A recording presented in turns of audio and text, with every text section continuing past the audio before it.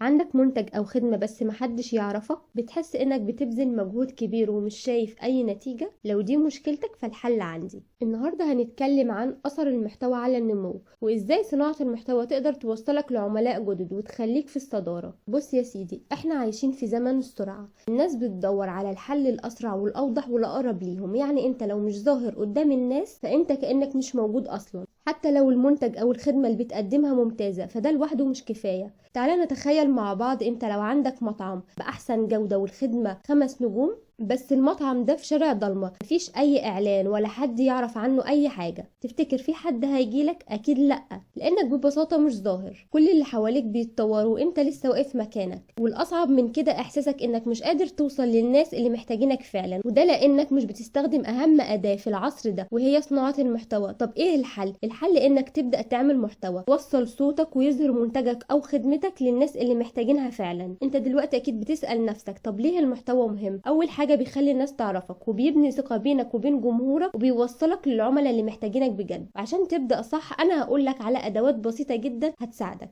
معانا اول اداة وهو موقع كانفا، وتقدر تحمله كتطبيق على الموبايل. هو موقع بسيط جدا وسهل، سواء كنت عايز تعمل بوسترات للسوشيال ميديا او فيديوهات قصيرة او حتى عروض تقديمية. بيكون في قوالب جاهزة لاي نوع من انواع المحتوى. تاني نوع معانا هو كاب كات، لمونتاج فيديوهات احترافية ومجاني تماما، تقدر تستخدمه على الموبايل او جهاز الكمبيوتر عشان تعمل فيديوهات احترافية. ثالث نوع معانا هو موقع بافر، بيساعدك تحدد مواعيد للنشر على المنصات، بيديلك تحليلات عن الاداء وبيعرفك البوستات اللي جابت افضل نتائج. رابع نوع معانا وهو طبعا غني عن التعريف، شات جي بي تي، هيساعدك تكتب سكريبت وبيقترح عليك افكار محتوى تناسب جمهورك. لو لسه مش عارف تبدأ سيب لي كومنت وانا هساعدك.